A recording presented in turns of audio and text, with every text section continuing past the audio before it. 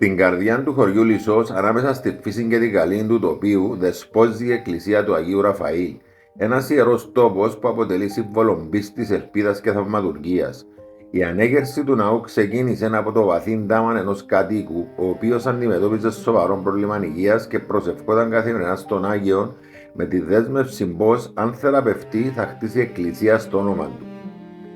Η υγεία του αποκαταστάθηκε και τηρώντας την υπόσχεσή του έχτισε με δικά του έξοδα και τη στήριξη συγχωριανών και φίλων των ναών, ο οποίος λειτουργήσε για πρώτη φορά την Τρίτη του Πάσχα του 2024. Η Εκκλησία γιορτάζει πανηγυρικά στις 22 Απριλίου, ημέρα μνήμης των Αγίων Ραφαήλ, Νικολάου και Ειρήνης, αποτελώντας πνευματικό φάρο που πολλοί πιστοί σειραίουν για να προσευχηθούν.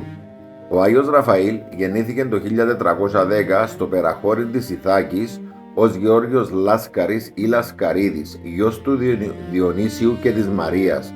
Σε ηλικία 13 ετών πήγε στο Μιστράν, όπου σπούδασε ελληνική και δυτική φιλοσοφία καθώς και ιατρική, ενώ στη συνέχεια κατατάχθηκε με υψηλό αξίωμα στο Βυζαντινό στρατό.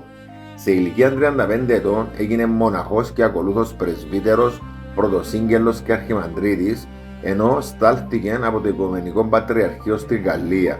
Εκεί απέκτησε ως πνευματικό παιδί τον Νικόλαο, γόνο πλούσιας οικογένειας από τη Θεσσαλονίκη που σπούδαζε ιατρική, ο οποίος τον ακολούθησε στην Ελλάδα ως μοναχός και διάκονος.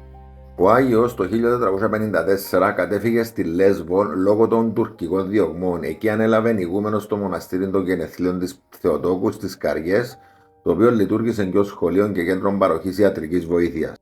Την Μεγάλη Παρασκευή του 1463 συνελήφθη και υπέστη φρικτά βασανιστήρια. Το χτύπησαν, τον έσυραν, τον έδεσαν σε μια καρυδιά, τον κρέμασαν ανάποδα και τελικά τον αποκεφάλισαν πριονίζοντας το στο σώμα σε ηλικία 53 ετών. Μαζί του μαρτύρησε και ο διάκονος Νικόλαος, ο οποίος έπαθε συγκοπή, αλλά και η μόλις 12 ετών Αγία Ειρήνη, κόρη του προεστού Βασιλείου, της οποίας έκοψαν τα άκρα και την έκαψαν μέσα στο πιθάρι μπροστά στους γονείς της, οι οποίοι επίσης μαρτύρησαν. Τα σώματα των μαρτύρων τάφηκαν κρυφά από διασωθέντες μοναχούς και τον τυφλόν ιερέα Σάββαν, ενώ οι Άγιοι αποκαλύφθηκαν αιώνες αργότερα μέσω εμφανίσεων και θαυμάτων σε πιστούς σε όλον τον κόσμο. Τελειώνοντας, σας ευχαριστώ που παρακολουθήσατε την παρουσίαση μου, ακολουθήστε με για περισσότερα.